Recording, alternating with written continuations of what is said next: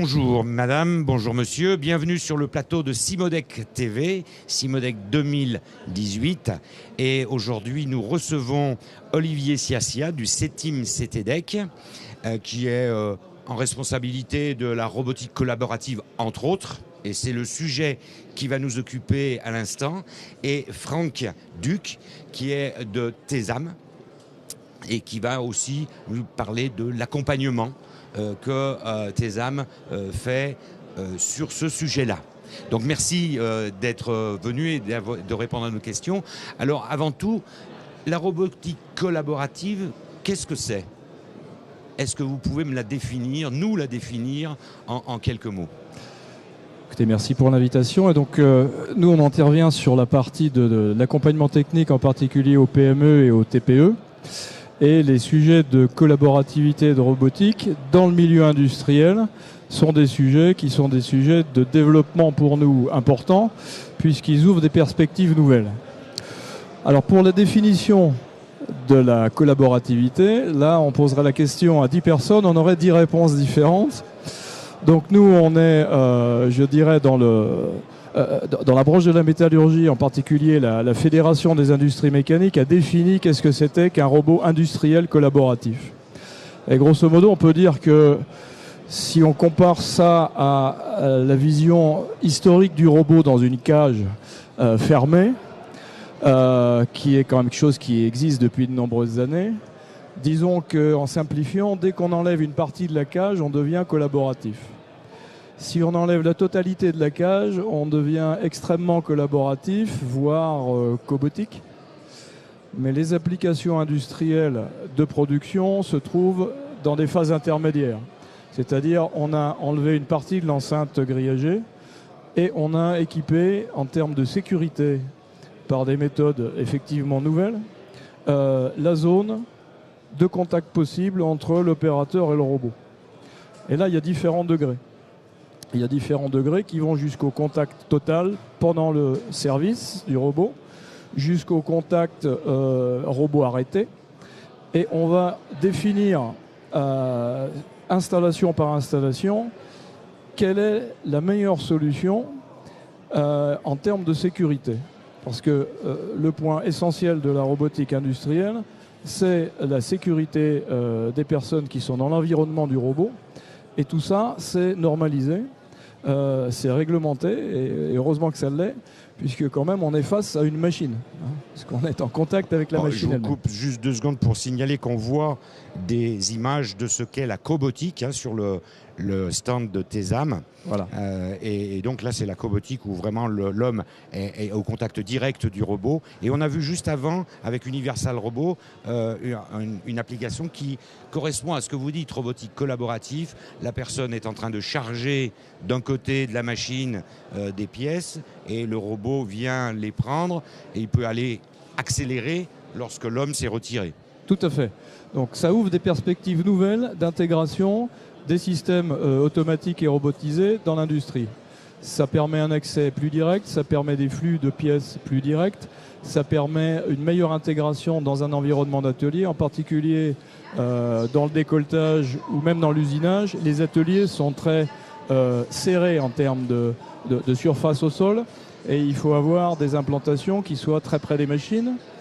Et la sécurité relative à ce type d'implantation est un peu délicate. Donc ça va être un compromis entre, je dirais, le coût des équipements collaboratifs, parce qu'il va falloir équiper le robot d'un certain nombre d'équipements de surveillance sécuritaire qui ont chacun un coût, qui sont d'ailleurs des matériels assez fragiles.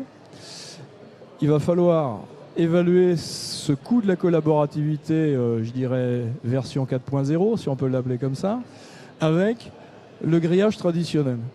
Et on s'aperçoit qu'en général, on arrive à des compromis, on arrive à des meilleures solutions par des solutions hybrides qui portent une partie de la sécurité en traditionnel avec du grillage, qui est quand même pas très cher, et la partie collaborative, elle est réduite à la zone où elle est strictement nécessaire, et là, on va effectivement implémenter des technologies nouvelles, des radars, des scrutateurs, puisque c'est le mot qui convient pour cette application, et pour restreindre des zones où là on va avoir ce contact possible, en général quand même robot arrêté pour 95% des applications dans l'usinage. D'accord, donc la robotique collaborative, quand elle est utile et nécessaire à la fonction, à ce moment-là, elle se met en place. Elle se met en place. Là, vous les conseillez en tant que CETIM CTDEC, vous conseillez les entreprises, ou vous conseillez les intégrateurs, ou ce sont tout à fait. On apporte, oui, on apporte certaines briques technologiques, en particulier. On attire également l'attention sur tout ce qui est normalisé en termes de sécurité. Il faut savoir que la sécurité de l'installation, c'est celui qui la conçoit. Donc c'est l'intégrateur qui va en fait fournir l'équipement sécuritaire à l'utilisateur final. Il doit respecter un certain nombre de normes, en particulier les normes qui ont trait à la sécurité des personnes, qui sont les plus importantes. Mais il existe également des cas où c'est le client lui-même final qui va faire sa propre installation. Donc là, il va créer sa machine et il doit intégrer lui-même les éléments sécuritaires et se les auto-certifier, puisque dans la pratique, c'est l'auto-certification vis-à-vis de la norme ou des normes qui sont applicables dans le domaine. Et là, on va l'accompagner pour lui dire, attention, là, tu dois faire cette installation-là en prenant compte tel et tel type de risque, et on va le guider dans cette démarche-là. D'accord, donc l'accompagnement technologique, c'est la partie CETIM CTDEC, on vient d'en parler un peu. TESAM accompagne aussi les entreprises, mais d'une autre manière. Vous pouvez m'expliquer comment ? Alors oui, tout à fait. Rien n'arrive jamais par hasard.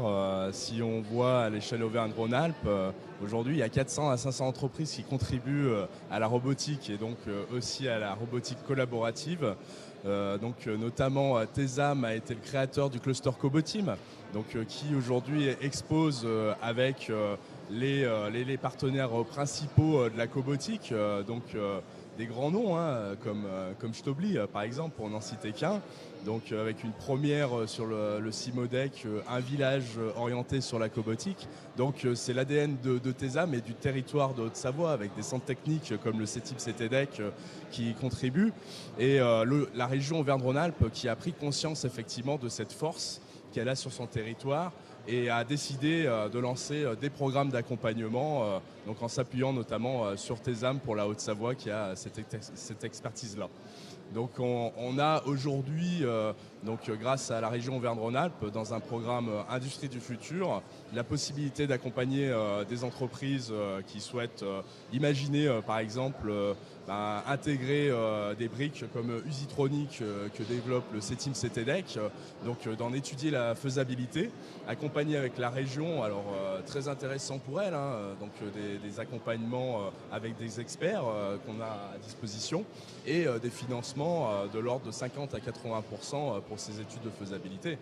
Il y a aussi des accompagnements, on en parlait, des cellules flexibles robotisées, qui sont des choses qu'on peut, pour une TPE ou une PME aujourd'hui, aussi accéder. Du cahier des charges jusqu'à la mise en œuvre, avec l'appui d'experts toujours qui sont reconnus. Le cadre finalement, c'est l'accompagnement des entreprises dans l'évolution vers l'industrie du futur, c'est-à-dire robotique, numérique, machines autonomes, intelligence des machines, etc. C'est un ensemble dans lequel la robotique collaborative est une des briques que vous mettez en place avec l'aide technologique du CETIM CTDEC. Exactement, il y a un programme Industrie du futur effectivement qui est porté par la région qui souhaite accompagner justement ces entreprises TPE, PME, je tiens à le préciser, de l'Auvergne-Rhône-Alpes pour passer ce cap de transformation vers l'entreprise du futur. Comme vous l'avez dit, du numérique jusqu'à la robotique et notamment le sujet du jour, la robotique collaborative. TPE, PME, il y a une définition, c'est-à-dire c'est un seuil d'employabilité, une cinquantaine de personnes ? Oui, alors tout à fait, vous faites bien de préciser. Alors une TPE, PME aujourd'hui, c'est les entreprises qui vont se reconnaître, qui sont de 4 à 250 personnes. Donc c'est déjà une belle frange de notre activité industrielle. Pour rappel, au niveau national, 92% des entreprises sont des TPE et PME. Oui, je crois que dans la Auvergne-Rhône-Alpes, c'est le même schéma un petit peu. Tout à fait. Là, ce qui est vraiment important aussi de souligner, c'est qu'il y a une vraie volonté de la région d'accompagner ces entreprises vers l'industrie du futur. Plus de 200 entreprises accompagnées juste sur de la mise en œuvre et plus quasiment une centaine sur l'accompagnement de faisabilité. Donc voilà, on sent qu'il y a un véritable engouement. Donc le cluster Coboteam qui lui regroupe justement toute cette filière autour de la robotique. On sent que voilà, il y a une énergie et voilà, il y a vraiment un élément de différenciation de la région Auvergne-Rhône-Alpes sur ce sujet-là. Et on sent aujourd'hui sur le CIMODEC que l'industrie du futur, c'est plus un concept un petit peu abstrait, comme on le sentait il y a 2 ans. Aujourd'hui, c'est quelque chose de concret. Les gens s'impliquent et vont dans cette direction-là.